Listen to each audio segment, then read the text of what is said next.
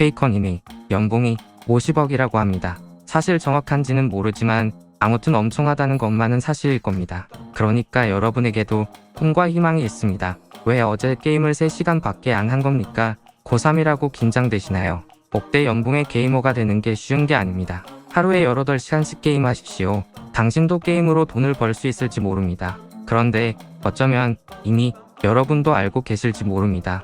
18시간씩 게임한다고 해서 페이커님이 될 수 없다는 사실을, 그 정도의 재능은 아무나 가지는 것이 아니라는 것을 부모님을 원망하지 마십시오.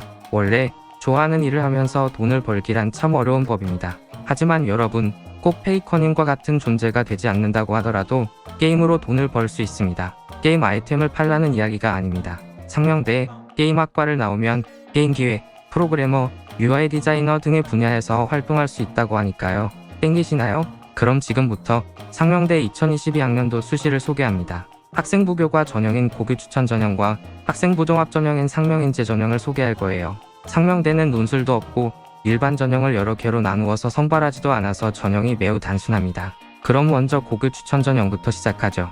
전형 이름처럼 고교에 추천이 있어야만 지원을 할 수 있는데 고교별로 추천 인원이 10명 이내로 제한되니까 사전에 학교에 문의를 꼭 해야 해요. 선발하는 방법은 학생부 교과 성적만 100% 활용하는데 다만 수능 최저 학력 기준은 있어요. 계열과 상관없이 2개 영역 등급 합칠 이내라는 기준을 가지고 있으니 수능 준비도 철저히 해야 할 거예요. 교과를 반영하는 방법은 석차 등급으로 평가된 전 교과목을 활용한다는 점이 특이한데, 이게 무슨 말이냐면 제2외국어나 정보 같은 과목 등 아무튼 등급이 산출되는 과목은 모두 다 반영한다는 말이에요. 그리고 진로 선택 과목은 성적이 좋은 상위 3과목만을 반영한대요. 상명대 등급 간 점수를 보면 4등급까지는 2점 차이로 그 간격이 일정하다가 5등급은 4점 차이로 벌어지고 6등급부터는 점수 차이가 꽤 크죠. 그러니까 사실 6등급부터는 합격이 어려워요. 물론 4, 5등급도 쉽지는 않겠죠.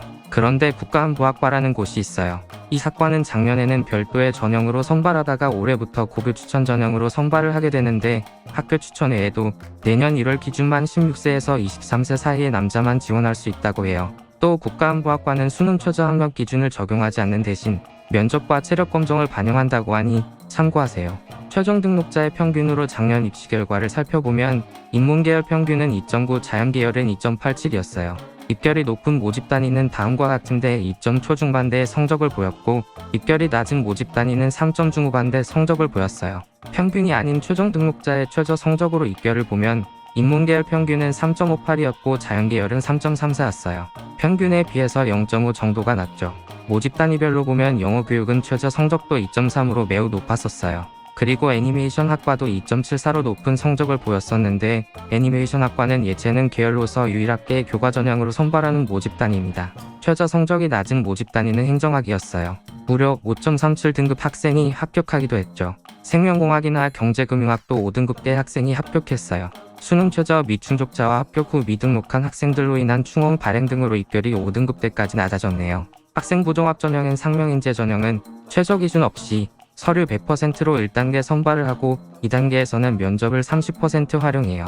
서류는 학교생활기록부를 이야기하고 자기소개서는 포함하지 않아요. 학생부를 통해서 확인하는 서류평가 항목은 총 4가지 항목으로 나뉘는데 전공 적성이 30%로 가장 높죠.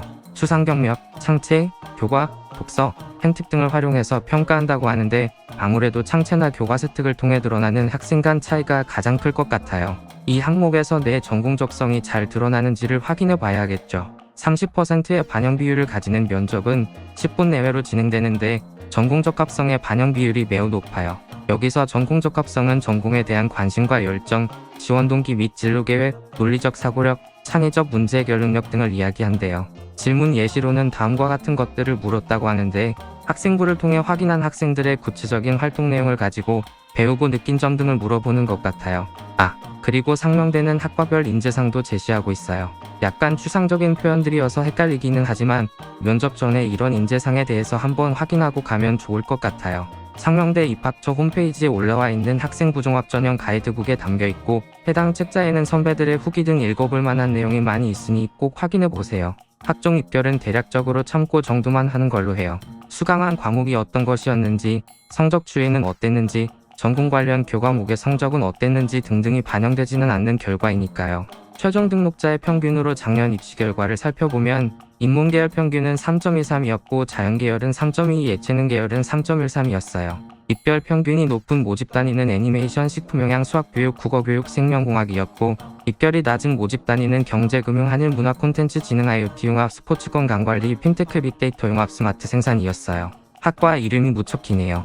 이상으로 상명대 수시 전형에 대한 소개 마칠게요. 전형이 얼마 없어서 참 좋네요. 교과는 최저를 충족하면 다소 낮은 성적으로도 도전해 볼 수 있다. 종합은 전공이나 계열과 관련한 역량을 잘 보여주는 것이 중요하다 정도로 요약해 보겠어요. 그럼 끝.